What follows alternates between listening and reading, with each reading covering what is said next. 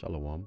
I'd like to give all praises to Yahweh, Bahashem, Yahushai, Bahashem, Rakak, Radash, and double honors to the apostles and the elders of Great Millstone.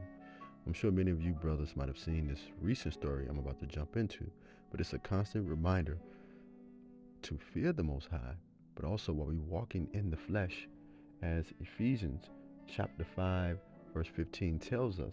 It tells us to pay careful attention to how you walk, not as unwise, but as wise. You got to let me use a different interpretation of it. And it says, see ye that you walk circumspectly, but not as fools, but as wise. As we grow in our wisdom and our understanding, there should be more of a spirit of discernment on us, right? To help, pardon me, brothers. That's not what I wanted to come out of this. A little quick on the draw there. But there should be a spirit on us that guides our thinking, right? Because we know a righteous man's steps are ordered by the Lord, but we want to be filled with the Spirit at all times, okay? But nevertheless, let's jump into Proverbs chapter 7. I won't read the entire chapter, even though this is a great chapter that illustrates this example. However, chapter 7, verse 1, and it reads, my son, keep my words and store up my commands with you.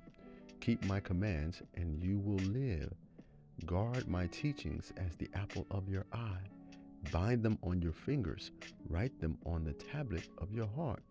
Remember, King David said, your words have I stored up in me, within me, so that I may not sin against you. Right? These words, we got to study these words, meditate on them, so they are stored within us. Right? Verse 4, say to wisdom, you are my sister, and to insight, you are my relative. They will keep you from the adulterous woman, right? From the wayward woman with her seductive words. At the window of my house, I looked down through my lattice. I saw among the simple, I noticed among the youth, pardon me, brothers, I noticed among the young men, a youth who had no sense. He was going down the street near her corner, walking along in the direction of her house. At twilight, as the day was fading, as the dark of night set in, then out came a woman to meet him, dressed like a prostitute, with crafty intent. She is unruly, defiant. Her feet never stay at home. Now in the street, at every corner she lurks. She took hold of him and kissed him. Let me come down, because there's a lot more to read here, but I want to get to the points because you brothers can see the video. Let me start at 21, and it reads, with persuasive words she led him astray and seduced him with her smooth talk. All at once he followed her, like an ox going to the slaughter, like a deer stepping into a noose, till an arrow pierces his liver, like a bird darting into the snare.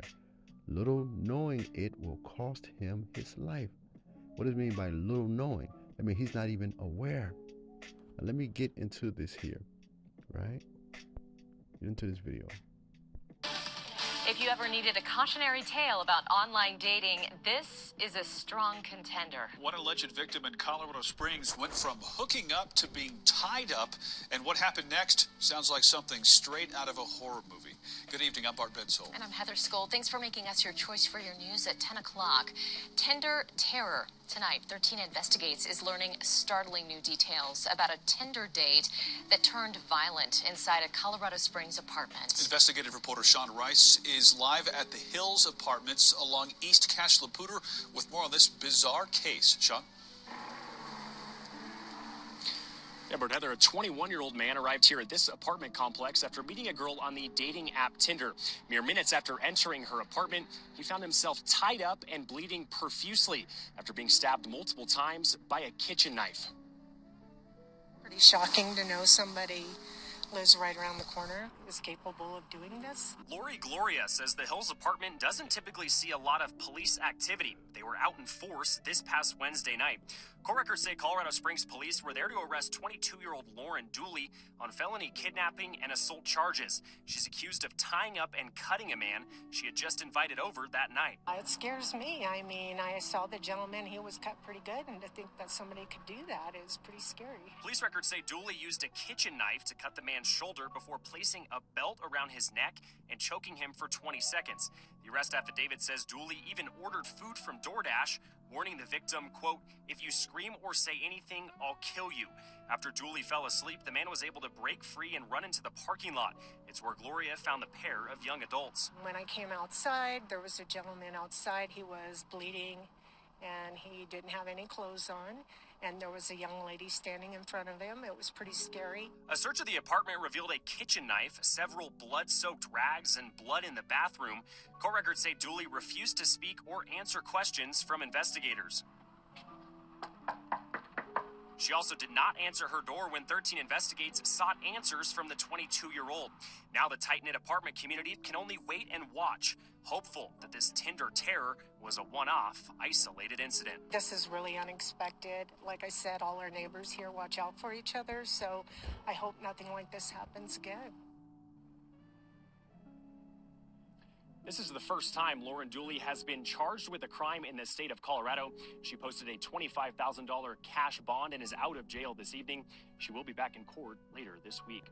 Reporting live in Colorado Springs, Sean Rice, 13 Investigates. Sean? Man, brothers. Oh, man. I'm going to start back here at verse 26, and it reads, man, I'm just rethinking about that story. Pardon me, brothers. Start at verse 24 and read on down. Now then, my sons, listen to me. Pay attention to what I say. Don't let your heart, meaning your mind, turn to her ways or stray into her paths. Many are the victims she has brought down. Her slain are a mighty throng.